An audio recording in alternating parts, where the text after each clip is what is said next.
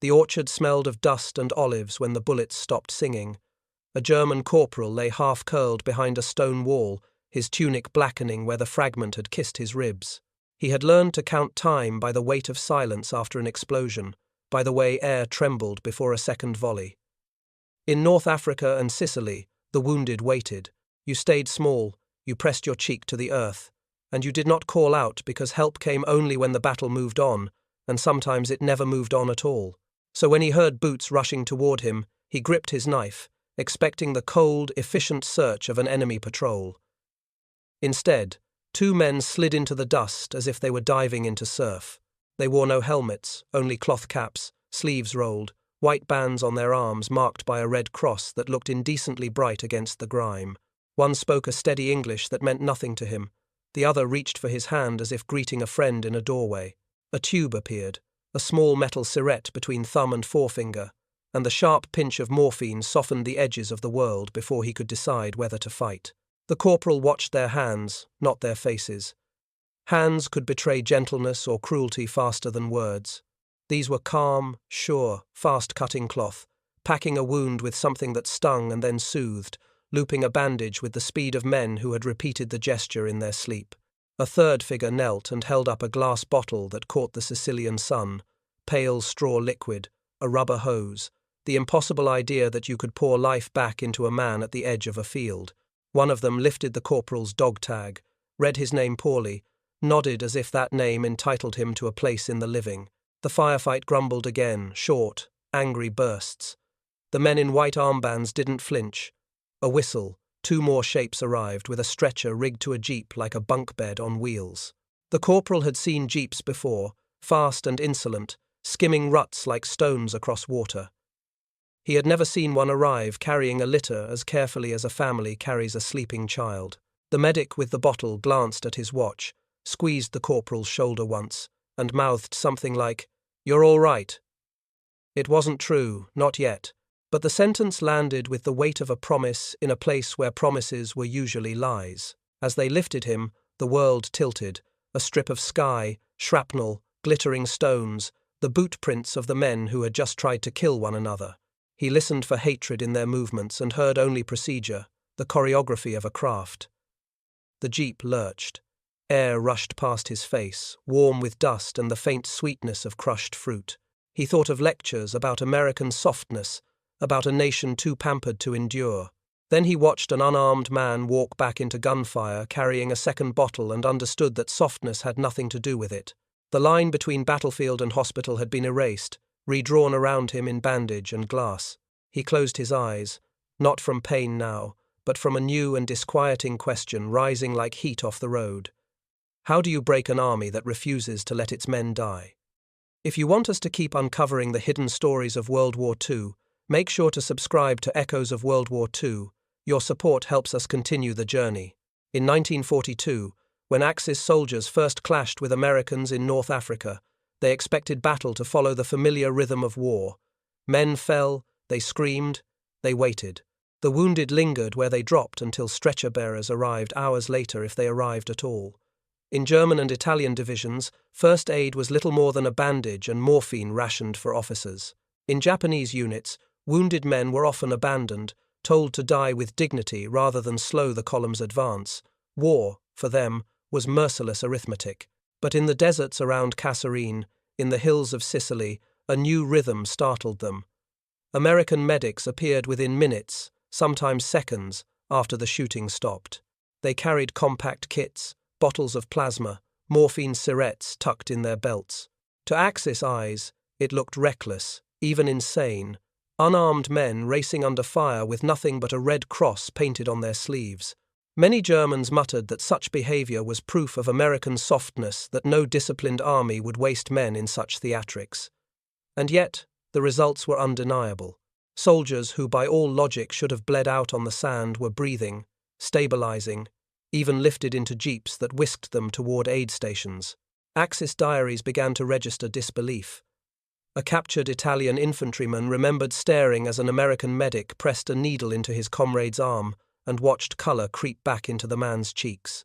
It was like sorcery, he wrote. A German corporal called it a second army. An army of doctors following the rifles. The Japanese, whose training had glorified stoicism in the face of agony, struggled even more to comprehend an enemy who treated pain not as a badge of honor, but as an obstacle to survival. The contrast was not accidental.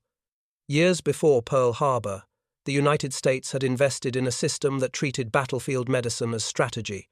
Civilians lined up in blood drives, donating gallons that were processed into plasma and shipped across oceans. Universities turned out doctors and medics trained to improvise splints, inject morphine under pressure, and carry stretchers through chaos as if it were choreography. By 1943, American commanders had built evacuation chains of jeeps, trucks, and even aircraft, all designed to shorten the gap between injury and treatment. For Axis observers, the first encounters with this system were bewildering. They had been taught to measure strength by tanks, guns, and fortifications. Yet here was a different weapon, invisible but devastating, the refusal to let a man die. Reports filtered back to German staff that US survival rates were far higher than their own. At first, these numbers sounded like propaganda. Only when officers saw wounded Americans return to the line weeks later did the truth sink in. What unnerved Axis soldiers most was not just the technology, plasma bottles, surgical tents, morphine, but the psychology it created. American infantry fought with a confidence foreign to their enemies. They believed, with reason, that if struck down, someone would come. The sight of medics darting through smoke was more than mercy. It was a promise written into the American war machine, a promise that unsettled every man who had grown up expecting agony as the only companion of battle. They came in pairs, always in pairs, hunched low but moving with purpose, Red Cross bands stark against khaki sleeves. To Axis, soldiers used to stretcher-bearers, who crept forward only after the guns fell silent. The sight was almost hallucinatory. American medics seemed to defy instinct. Bullets cracked overhead, dust plumed in the air. Yet these men advanced not toward cover but toward the cries of the wounded. For German and Italian troops, battlefield medicine had long been an afterthought. In the Wehrmacht, medics were assigned but rarely respected, often scavenging supplies or improvising with torn cloth. In Japanese units, stretcher details were sometimes drawn from the least fit soldiers, armed with little more than bamboo poles and resignation. The notion of medics as specialists trained, equipped, and empowered was alien. And so, when American medics dashed into no man's land, Axis eyes followed in disbelief. One German infantryman captured in Tunisia recalled his astonishment. "They wore no helmets," he wrote later, "as if the bullet should see the cross and pass them by. We thought them mad, but they did not hesitate, and the men they touched did not die." To him, it was a spectacle both reckless and miraculous. Men who moved with the calm precision of surgeons inside chaos. The difference lay in training. US Army medics were drilled almost as rigorously as infantry, schooled in anatomy, hemorrhage control, and triage. They memorized how to improvise splints from rifles, how to inject morphine swiftly, how to keep a man breathing until evacuation. Each motion had been rehearsed until instinct replaced panic. Axis prisoners who later studied their methods confessed grudging respect. "They carried no rifles," one German officer said, "but their discipline was as strict as any soldier I commanded." The effect on morale was immense. American soldiers knew, with near certainty, that they would not be left to die alone. This faith transformed how they fought. Men pressed forward with a tenacity that baffled Axis observers, who often fought with the grim awareness that a serious wound was a death sentence. Diaries from German troops bitterly noted the difference. "Our wounded lie where they fall." One entry from 1943 read, "While the Americans carry theirs away, as if death has no claim on them." Even more startling were the moments when American medics treated enemy wounded. In Sicily, an Italian corporal awoke to find his burns dressed and morphine easing his pain. He later confessed that he had expected mockery or neglect, not care. "They saved me as if I were one of their own," he wrote in disbelief. Stories like his spread quietly through POW camps, unsettling propaganda that had painted Americans as brutal and inhuman. Axis soldiers began to whisper among themselves. Was this strategy or madness? Was it propaganda disguised as compassion? Yet no amount of cynicism erased what they had seen. Unarmed men braving fire not for glory or victory, but to pull broken bodies back from the brink. To armies conditioned to accept suffering as inevitable, this was not just mercy. It was a weapon, one that shielded American morale while gnawing at the certainty of their enemies. The first time German medics saw it, they thought it a trick of the light, a glass bottle, pale yellow, held aloft like some delicate relic in the midst of battle, clear tubing, a clamp, a needle. A wounded American lay pale and gasping, blood soaking the dust beneath him, and within minutes the fluid coursed into his veins. To Axis, doctors accustomed to the slow, uncertain rituals of blood transfusion when it was available at all, it seemed impossible. Yet the soldier's breathing steadied, his skin flushed with colour. Death had been pushed back, not by luck or prayer, but by a bottle of liquid carried in a medic's satchel. For German and Italian armies, blood transfusion was largely confined to rear hospitals. Even then, shortages and logistical chaos meant it was reserved for select cases. Japanese forces, fighting across remote jungles and islands, had virtually no capacity for transfusions. A man who lost too much blood was left to fate. The idea of bringing blood or its life-saving component into the front lines bordered on fantasy, but the Americans had made it real.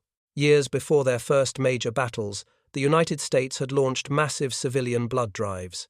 In New York, Chicago, Los Angeles, citizens lined up to donate, their contributions processed into plasma easier to store, easier to transport, less prone to spoilage than whole blood. By 1943, crates of plasma bottles traveled with convoys across the Atlantic, stocked in field hospitals, tucked into jeeps, and slung from the belts of medics. It was as essential to the American arsenal as bullets and rations. Captured German physicians were astonished. One later remarked, "The Americans bring their blood with them, as though each soldier carries a reserve of life." To Axis doctors trained in scarcity, it was an affront to logic. Plasma looked like a luxury their collapsing supply chains could never hope to match. To their soldiers, it looked like sorcery. The psychological effect was profound. Axis troops saw comrades bleed to death from wounds that seemed minor, while their American counterparts rose from injuries just as grave. Rumors spread through German ranks that American soldiers had two lives, one granted by nature, another sustained by the strange bottles their medics carried. Some called them ghost makers, men pulled back from death to fight again. There were darker shocks as well. On occasion, captured Axis soldiers received plasma themselves. A German infantryman wounded near Anzio later testified that he survived because American medics transfused him with the same care they gave their own. His gratitude warred with disbelief. Why would the enemy waste precious supplies on him? For men raised on doctrines of ruthless efficiency, this generosity was disarming, even unsettling. Behind the miracle lay a truth more devastating than the plasma itself. The United States had turned compassion into logistics. It was not just the science, but the sheer machinery of collection, refrigeration, and transport that carried blood across continents. Axis officers, studying captured supplies, realized they were not merely fighting soldiers but an industrial system vast enough to deliver life itself in bottles. And that realization, quiet, creeping, undeniable, sowed a despair more corrosive than any bullet. The tent glowed with electric light, a surreal oasis pitched just miles from the front. Outside, the rumble of artillery rolled like distant thunder. Inside, surgeons bent over a stretcher, scalpels flashing in trays of sterilized steel. To German or Italian troops, the sight was unthinkable. Surgery was supposed to happen far behind the lines, in permanent hospitals where only the lucky few ever arrived alive. Yet here, under canvas walls that shook with every blast, Americans were cutting, stitching, and saving men who had been carried in less than an hour before. These were the mobile surgical hospitals, what the world would later remember as MASH units. They were compact, portable, and astonishingly well-equipped. Trucks unloaded prefabricated huts, generators powered lights and refrigeration, and teams of surgeons, nurses, and orderlies could establish a functioning operating room in a single afternoon. For Axis prisoners who glimpsed them, it was like stepping into another world. It was as if they had brought the city hospital with them. One captured German lieutenant later recalled. In contrast, Axis medical practice lagged far behind. German field hospitals were typically established far to the rear. Transport delays of hours or days meant that abdominal or chest wounds were almost always fatal. Italian units, often short of vehicles, relied on mule trains or makeshift carts to move the wounded.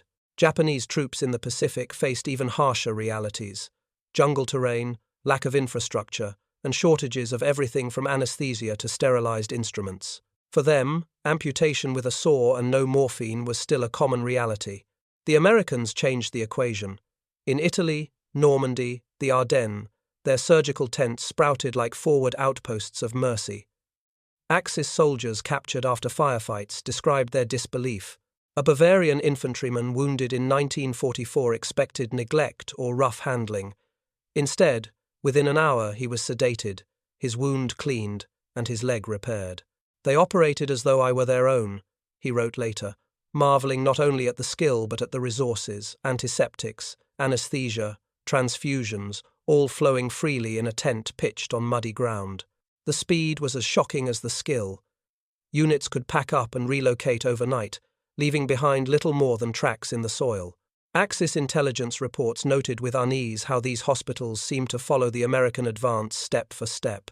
A soldier might fall in the morning, undergo surgery by noon, and begin recovery by nightfall, all within shouting distance of the battlefield.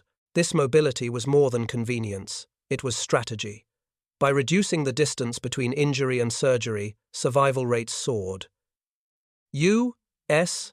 records showed that men with wounds once considered hopeless now lived. To their enemies, this bordered on the supernatural. Axis doctors muttered that the Americans were fighting not just the Wehrmacht, not just the Japanese Imperial Army, but death itself, and winning. For the ordinary German or Italian soldier, the sight left an indelible mark. They had grown up in armies where pain was endured and loss accepted as inevitable. To see the enemy drag men into a glowing tent and deliver them back alive was disorienting, even humiliating. War was supposed to be a contest of fire and steel. But here was proof that America's hidden weapon was not just its tanks or planes, it was its ability to build hospitals that moved as fast as its armies. The road was little more than churned mud, gouged by tank treads and cratered by shellfire. Yet into this chaos bounced a squat American jeep, its frame fitted with stretchers like a macabre ladder. 2 wounded men lay strapped above the fenders, faces pale but eyes open, jolted forward, not toward despair but toward salvation. To Axis soldiers watching, the sight was bewildering. They had seen jeeps used for reconnaissance, for officers darting between command posts. They had never imagined them turned into miniature ambulances, racing from the front lines with lives clinging to their frames. This was the first link in a chain unlike anything the Axis possessed. Once a soldier was stabilized by medics, he was carried to collection points where jeeps waited. From there, he was shuttled back to larger trucks modified into rolling infirmaries. These vehicles were not crude wagons or horse carts, but motorized lifelines, padded for stretchers, stocked with bandages, sometimes even carrying medics to continue treatment en route. Every stage was designed to collapse the brutal gap between wound and surgery. For Germans, Italians, and especially Japanese, such efficiency was unthinkable. The Wehrmacht prided itself on discipline, but transport shortages often left wounded men groaning on muddy verges until a lull in battle permitted retrieval. Italians frequently relied on mule trains through mountainous terrain, where delays turned survivable injuries into death sentences. Japanese troops dragged their wounded on bamboo poles, sometimes for days, only to arrive at aid stations already too late. To see Americans whisking their fallen into vehicles within minutes seemed like a cruel contrast. The true shock came from the sky. American commanders had pioneered large-scale air evacuation, from desert airstrips in North Africa, from fields hacked out of Italian hillsides, from hastily secured runways in the Pacific. Transport planes lifted off, loaded not with bombs or supplies, but with stretchers stacked neatly inside. Nurses and medics tended to the wounded mid-air, whispering reassurances over the drone of engines. To Axis prisoners who experienced it, the sensation bordered on the surreal.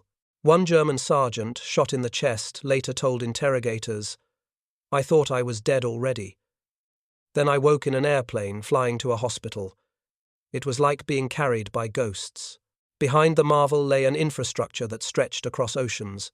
Radios summoned jeeps to the battlefield. Trucks ferried the wounded to field hospitals. Aircraft carried them to rear facilities hundreds of miles away. Each link clicked into the next with a precision that stunned observers. Axis intelligence officers struggled to grasp how Americans could coordinate such fragile logistics while still supplying their armies with food, fuel, and ammunition. Yet the evidence was undeniable. The wounded who would have vanished into silence in any other army were reappearing weeks later, bandaged but alive, ready to fight again. For American soldiers, this system was more than transport. It was reassurance, whispered into every man's ear before battle. If you fall, you will be carried, not abandoned. For Axis soldiers, watching their own comrades writhe in the dust while their enemies sped away to surgery, it was a bitter revelation. In war, survival itself had become a weapon, and the Americans wielded it with ruthless efficiency. The cry of the wounded had always been part of battle, agonized, unending, a sound that haunted even hardened veterans. Axis soldiers knew it well. In their ranks, morphine was rare, often locked away for officers or reserved for the gravest cases. In the jungles of the Pacific, Japanese troops endured torn limbs and shattered bones with nothing but clenched teeth. Pain was considered inevitable, even honorable, and infection, the silent killer, was accepted as fate. Then came the Americans, carrying small metal tubes clipped to their belts, morphine syrettes, disposable, ready to inject in seconds. A man writhing in shock could be calmed, his breathing steadied, within moments of collapse. To Axis eyes, it was as if the enemy carried pockets of mercy into the firestorm. German prisoners later confessed their disbelief. We thought the Americans wasted medicine like water, but we saw men silenced from screams to sleep in a single breath. Even more staggering was penicillin. Mass-produced in the United States for the first time in history, it transformed battlefield medicine from desperate triage into true recovery. Where Germans battled shortages and Italians relied on outdated antiseptics, Americans injected a clear liquid that stopped infection in its tracks. Soldiers with abdominal wounds, burns, or shattered limbs, injuries that had spelled certain death for centuries, now lived. They lived not in agony, but in healing. Captured German doctors studied American casualty reports with grim fascination. Survival rates astonished them. Infections that would have consumed their own men were halted overnight. One officer admitted after the war, it was as if the Americans had discovered how to cheat nature itself. Japanese testimonies echoed the same disbelief. To them, stoic endurance had been valorized. The idea that a man could be spared his agony, or that festering wounds could simply vanish under medicine, seemed like fantasy. Stories spread quickly in POW camps. German soldiers whispered about comrades who had been shot through the chest yet returned weeks later. Italians spoke of prisoners whose burns were treated until the skin regrew. Some Axis troops, treated by American doctors themselves, carried the shock home in silence, that their enemy had saved them when their own armies would have let them die. For American soldiers, morphine and penicillin were more than supplies. They were promises that pain would not devour them, that infection would not steal them after the guns fell silent. The knowledge rippled through the ranks, building a resilience their enemies could not fathom. They entered combat with a confidence that even wounds would not end them. For Axis observers, the realization was corrosive. They had believed the battlefield belonged to steel and firepower. But here was proof that medicine itself could be a weapon, one that blunted terror, restored bodies, and returned men to the fight. To watch enemies rise again, healed where their own comrades had perished, was to glimpse the collapse of certainty. And certainty, more than any bullet, was what kept men fighting. The hills above Troina in Sicily were littered with smoke and cries when the truth of America's new weapon came fully into view. German infantry, veterans of the Eastern Front, had expected the familiar rhythm of combat. Men fell, they bled out, the battle moved on. Instead, they watched in disbelief as Americans pulled their wounded from the dust, packed them into jeeps, and within hours returned them to the line. It was not just one man or two. Again and again, figures they had seen collapse under fire reappeared days later, bandaged but alive, rifles once more in their hands. For Axis soldiers, the battlefield had always been a merciless accountant. Each loss was permanent, each wound a subtraction from strength. But here, the arithmetic faltered. American casualties did not vanish. They recycled, reconstituted, returned. The more the Germans shot, the more their enemies seemed to endure, as if the battlefield itself bent around them. They fight like men who do not fear wounds, one German officer remarked bitterly. We kill, and they rise again. At Troina, the effect was devastating. German units strained to hold high ground against relentless American assaults. Mortars struck, machine guns shredded ranks, yet the tide never ebbed. Prisoners taken afterward spoke of the moment their faith cracked. One sergeant admitted he had emptied a magazine into a squad, seen 3 fall, only to glimpse them again a week later, patched and defiant. It was like fighting shadows, he said. You could not end them. The shock was not confined to the frontline soldiers. Reports filtered up the chain, carrying numbers that felt like heresy. U.S. survival rates for battlefield wounds had climbed far above anything in the German record. Officers pored over the data, seeking errors, miscalculations, exaggerations. But the accounts were too consistent, the testimonies too widespread. America's system was not rumor, it was reality. For the men trapped in foxholes and stone farmhouses, that reality gnawed at morale. Every time an American stretcher team darted through fire, it was a message. This army does not abandon its own. And for the Germans watching, it was a mirror turned cruelly back on them. They saw their own comrades stiffening in the dust, left to the flies, while their enemies sped away to antiseptic tents and glowing lamps. It was more than unfair. It was unbearable. By the end of the Sicilian campaign, the conclusion was inescapable. America had not merely brought soldiers and tanks to the Mediterranean. It had brought a new definition of war itself, one where death was not inevitable, where wounds were not final, where every man carried behind him the promise of a system that would not let him go. For Axis troops, facing such an enemy was like striking a wall that bled but never broke. On the beaches of Normandy, the 6th of June 1944, chaos reigned in steel and fire. Machine guns shredded the surf, shells churned the sand into fountains of earth and blood.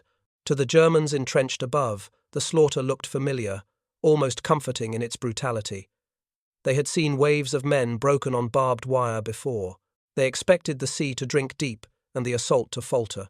But within hours, the old pattern shattered. Amid the carnage, American medics crawled and sprinted, white armbands flashing through smoke. They dragged men out of rising tides, injected morphine with hands slick from salt water, bound wounds under machine gun fire. To the defenders watching from bunkers, it was madness. Yet, as the day bled into night, they saw something that shook them more deeply than the thunder of naval guns. The wounded Americans were not vanishing into silence. They were being carried, treated, saved. By the second day, field hospitals bloomed behind the beaches.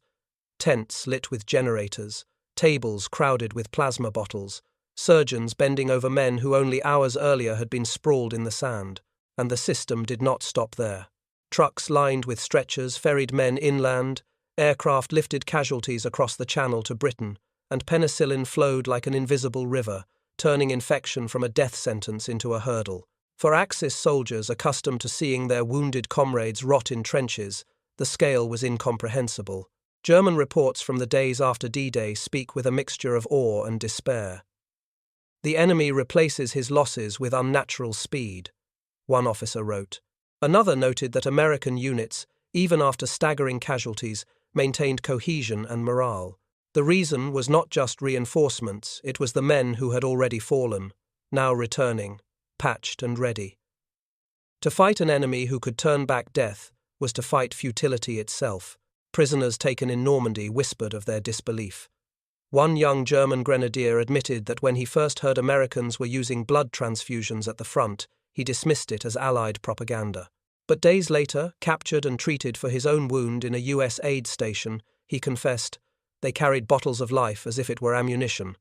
I was more afraid of that than of their tanks." For the soldiers clinging to the bocage, watching their fortifications crumble under endless pressure, the lesson was bitter. Firepower could be answered with firepower. But what answer was there for an army that refused to let its dead stay dead, that transformed blood and medicine into weapons as decisive as steel? By the time the hedgerows fell, the truth had spread. America's greatest invasion was not only of men and machines, but of medicine. An invasion that rewrote the rules of survival itself.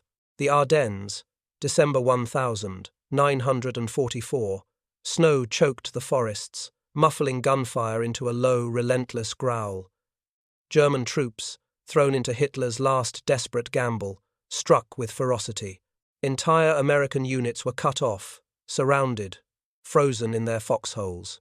For the Wehrmacht, this was supposed to be the reckoning, a reversal of Normandy, a reminder that German willpower could still break the invader's spine.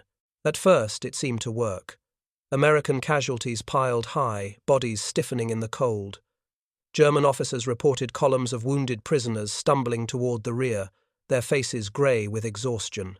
For a moment, the familiar rhythm of attrition returned, bleed the enemy faster than he can replace. But then came the shock. In village after village, Americans transformed barns into aid stations, cellars into surgical rooms, and frozen roads into evacuation corridors. Jeeps fitted with stretcher racks skidded over ice, trucks carried the broken through snowdrifts, and aircraft landed on makeshift strips carved from fields dusted in frost. Even in blizzards, plasma bottles hung like talismans, glowing faintly in generator light as they dripped life into men on the brink. German diaries from the Bulge speak of disbelief. One infantryman wrote, "We thought the winter would kill them, yet they rise from their beds, patched and ready. It is like fighting men who refuse to die." Another noted bitterly that while German wounded froze in the woods, American casualties disappeared into warm tents and re-emerged days later, rifles slung over their shoulders. The contrast was cruel and unforgettable. The psychological toll was enormous. For Americans, the system meant hope, even in encirclement. Bastogne, ringed by German artillery, still pulsed with hidden lifelines, surgeons operating in candlelit basements, medics dragging the wounded through snow under the whistle of shells. For Germans, watching enemy wounded vanish into this system was demoralizing. They began to mutter that they were not fighting men at all, but a machine, a vast organism that absorbed damage and returned stronger. By January, when the German offensive collapsed, the legend was cemented. Survivors in Wehrmacht ranks whispered of an American army that never dies. No matter how many they shot, the enemy returned, patched, sewn, transfused, healed. The Ardennes, meant to be Germany's last triumph, instead revealed the cruelest truth. They were facing not just a nation of factories and tanks, but an army sustained by medicine, logistics, and the unbreakable promise that no man would be left behind. In Berlin, the reports arrived heavy with numbers that defied belief. By late 1944, German intelligence estimated that a wounded American soldier had nearly twice the chance of survival compared to a German counterpart. To the high command, the figures felt less like statistics and more like a creeping inevitability. Every clash bled their armies dry while the enemy seemed to replenish from his own wounded. Field marshals scowled over casualty charts, muttering that such claims were Allied propaganda. Yet too many frontline reports told the same story: men shot through the chest, burned, mutilated, only to reappear weeks later in fighting trim. Hitler raged at briefings, insisting that American resilience was merely a trick of numbers, that the Reich's willpower would crush it.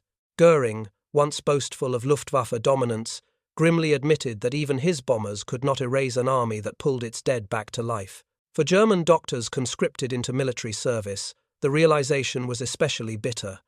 They struggled with shortages of morphine, antiseptics, and trained personnel.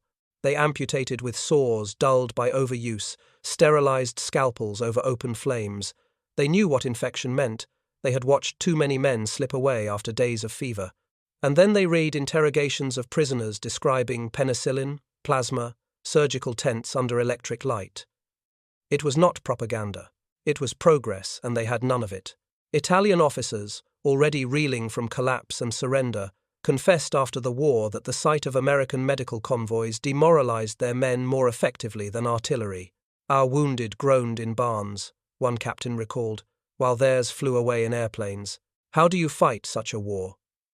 Japanese commanders, confronting shortages so dire that wounded soldiers often begged for bullets to end their misery, fumed with disbelief when they learned that Americans treated even enemy prisoners with the same medicine. To them, It was softness bordering on madness, yet it worked. The leadership's despair filtered down in whispers. Wehrmacht soldiers muttered that their enemies had unlocked immortality, that they fought against a machine rather than men.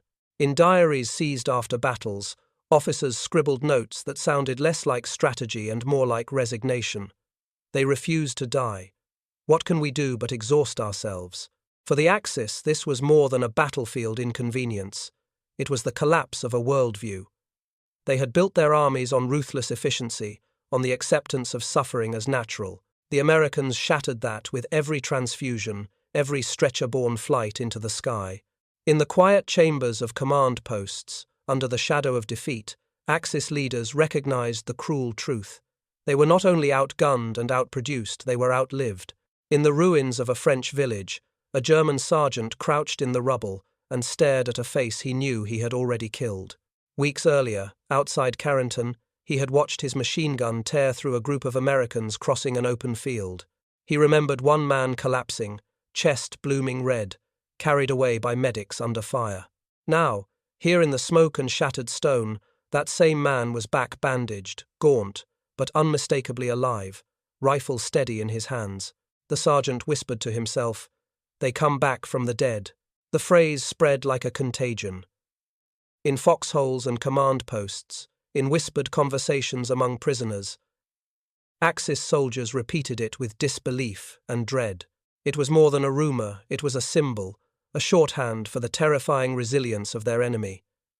To kill an American was no longer certainty, it was merely an interruption. The battlefield had become haunted, stalked by men who should have been corpses but instead reappeared, stitched and transfused, eyes burning with the knowledge that someone had refused to let them go. One German officer wrote bitterly in his diary after the Ardennes, "Our dead rot where they fall, theirs return with bandages. Which army can endure longer?" Another prisoner, interrogated in Italy, confessed that his unit had stopped believing reports of American casualties altogether. "You shoot them," he said. And they are back again, like ghosts. For the Americans themselves, the symbol worked in reverse. They come back from the dead. Was not fear, but reassurance. Men went into battle with the quiet faith that even if they fell, they would not vanish into the dirt. A jeep would come, a bottle of plasma would hang above them, a surgeon would cut under a glowing lamp. They would return. That belief hardened morale like steel. The image of resurrection reshaped the war's psychology. Axis soldiers, worn thin by shortages and despair, looked at their enemies and saw immortality. Americans, battered but sustained by medicine and logistics, looked at themselves and saw inevitability. In that symbolic moment, when a man recognized the face he had already consigned to death, the larger truth crystallized. The United States had transformed survival itself into a weapon, and no amount of firepower could match its power to raise the fallen. By the time the Reich collapsed and Japan lay in ruins, the battlefield had delivered many bitter lessons to the Axis. But none was more unsettling than the discovery that their enemy had waged war not only with tanks and bombers, but with medicine. The Americans had fought with steel, yes, but also with morphine, plasma, penicillin, jeeps fitted as ambulances, tents glowing with surgical lamps, and airplanes carrying the broken away from death. In doing so, they had rewritten what it meant to survive war itself. For Axis soldiers, the realization unfolded slowly, painfully, in the long months of combat. They had been taught that wounds were final, that suffering was inevitable, that death was the natural currency of war. Yet everywhere they fought, from the deserts of North Africa to the hedgerows of Normandy to the frozen forests of the Ardennes, they saw men collapse and then return, stitched, transfused, alive. To call it miraculous was no exaggeration. To them, it felt like sorcery. But it was not sorcery. It was science, logistics, and the will of a nation that had decided its sons would not be abandoned. The effect rippled beyond the battlefield. American soldiers carried into combat a confidence their enemies could not fathom. They fought not recklessly, but with assurance. If they fell, they would be lifted. That faith hardened morale and sustained attacks through carnage that might have broken other armies. For Axis troops, the contrast was corrosive. They watched their comrades bleed in the mud while Americans vanished into jeeps, trucks, or planes, only to reappear weeks later. Each return was a wound to German morale, a whisper that the war's arithmetic had turned against them. Leadership felt the same despair. German doctors, struggling with shortages, saw their own men die from infections long since conquered by penicillin. Italian officers wrote bitterly of barns filled with groaning wounded while Americans lifted theirs into the sky. Japanese commanders, hardened by a culture that valorized death, fumed to learn that the Americans not only saved their own but sometimes treated enemy prisoners with equal care. To them it was softness, but it was softness that killed their hopes of victory. The long-term consequences stretched far beyond 1945. The survival rates achieved by American battlefield medicine became a benchmark for the modern world. MASH units pioneered during the war would evolve into permanent systems. Civilian blood banks, once a wartime emergency, became lasting institutions. Penicillin, mass-produced for the first time in history, changed not only the outcome of battles but the fate of medicine itself. In every hospital that today uses plasma, antibiotics, or rapid evacuation, the legacy of that hidden weapon remains. But for the men who lived it, the lesson was simpler and more visceral. War was not only about killing, it was about refusing to let go. In the letters of German prisoners, in the diaries of weary officers, in the muttered words of men watching their enemies rise again, the same refrain returned: they come back from the dead. What had once been a taunt of despair became the clearest measure of why the Axis failed. They had fought against a system that turned compassion into strategy, logistics into lifelines, medicine into a weapon more enduring than steel. In the end, America's battlefield medicine did more than save lives. It broke illusions. It showed Axis soldiers that their enemy's strength was not only in factories or arsenals, but in the quiet conviction that no man was expendable. That conviction became as lethal as any bullet, eroding morale, shattering certainties, and reminding the world that even in the darkest war, survival itself could be engineered. The war ended not just with ruins and treaties, but with a truth etched into history.